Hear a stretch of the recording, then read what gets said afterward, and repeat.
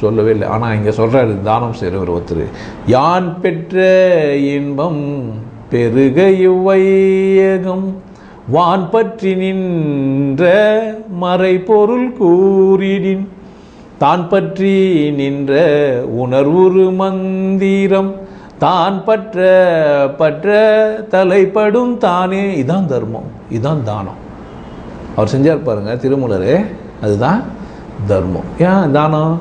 அவருன்னா அது என்ன குறைக்கூடிய தானே இல்லை, அவருக்கு அதனால லாஸ் ஆகுமானா இல்லை. அவர் அதிகம் எடுத்துகிட்டு குத்தாரான்னா இல்லை, அவர் அதிகமாக எடுத்துக்கினாரு இல்லை. அவரால் எவ்வளோ சுகிக்க முடியுமோ அவ்வளோ தான் அதை சுகிக்க முடியும். நீயும் என்ன செய்யலாம்? இப்போ சாதாரணமான ஒரு எளிய மனிதன் மீனை பிடிக்கிறான், மீனை கற்றுக்கிறான், அவனால் உங்ககிட்ட வந்து என்ன பண்ணுறான்? மீன் பிடிக்க கற்றுக்குந்தா தானம்.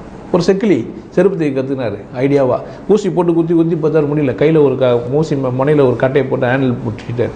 வந்து உனக்கும் சொல்லி கொடுத்தா இந்த மாதிரி வேணும் ஹேண்டில் போட்டு குத்து, கை காய்க்காது என்னாரு, அதுதான் தானம். ஒரு செருப்பு போட்டுன்னு காட்டில் போய் நான் வந்த மனிதன் கத்தியை இப்படி ஊக்கு மாதிரி முனையை மடித்து வச்சேன்னா நல்லா இருக்குது, வெட்டுறதுக்கெல்லாம் ஈஸியாக இருக்குதுன்னு சொன்னால் அதான் தானம். இந்த மாதிரி ஒரு மனிதனை நிரந்தரமாக வாழ்கிறதுக்கான வழியை காட்டினா தான் அது என்ன பேர்? தானமாகும். நிரந்தரமாக எனக்கு அடிமையாகிறதுக்கு வழியை காமிச்சா அப்போ பார்த்துக்கணும். அடிமைப்படுறதுக்கான ஒரு இது உதவுறது, இன்னொருத்தர் பிரித்தியார் வாழணுன்றதுக்காக நிறைய தானங்கள்லாம் என்னடா பண்ணுது அப்படின்னு கேட்டிங்கன்னா அடிமைப்படுத்துவதற்காக பயன்படுத்தப்படுது. தானன்ற பேரில் என்ன செய்கிறான்? அடுத்தவனை அடிமைப்படுத்தவும் முட்டாளாகவும் இருக்கிறதுக்கான முயற்சிகளை செஞ்சதுக்கு பேர் என்ன சொல்லினுக்கிறான்? தானம்னு சொல்லிக்கிறான். அது பேர் என்ன இல்லை, அதெல்லாம் தானம் ஆகாது. அப்போது அன்னதானம் தானம் இல்லை, ஆர்கான் தானம் நம்ம இல்லை.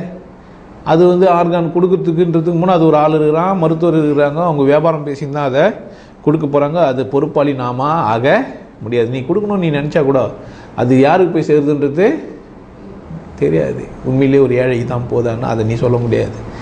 ஏன்னா உனக்கிட்டேருந்து அவன் எடுத்துன்னு போகிறதுக்கே அவனுக்கு ஒரு நிறைய காசுலாம் தேவைப்படுது. ஏன்னா இந்த மருத்துவர்கள் யாரும் வந்து பணத்துக்காக தான் வேலை செஞ்சுக்கிறாங்க, யாரும் தர்மசீலர்கள்லாம் கிடையாது. ஏன்னா எல்லாம் ஒரு வியாபாரம் மாதிரி மருத்துவம் ஒரு வியாபாரம், அவ்வளோதான். எப்படி ஒரு இன்ஜினியரிங் படிக்கிறது வந்து ஒரு தொழிற்கல்வியோ அந்த மாதிரி மருத்துவம் இப்போ ஒரு தொழிற்கல்வி தான். சும்மானா சொல்லி தெரிஞ்சுக்கிறான், அது உதவி பண்ணுறாங்க, ஹெல்ப் பண்ணுறாங்க அப்படின்லாம். சத்தியம் உண்மை அது இல்லை. இல்லைனாக்கா ஹார்ட் அட்டாக் ஒரு டாக்டர் கிட்ட போனால் 1 லட்சம்ன்றான், இன்னொரு டாக்டர் கிட்ட போனால் 2 லட்சம்ன்றான், ஒரு டாக்டர் கிட்ட போனால் 40,000ன்றான். ஒரு ஹார்ட் அட்டாக்கு ஒரு ஹார்ட்டு ஒரே ஆப்ரேஷன் தானே எல்லோரும் பண்ணாலும். ஏன் ஆளாளுக்கு விலை மாறுது, கம்பெனியாக மாறுதுன்னா அப்போ வியாபாரம் அது.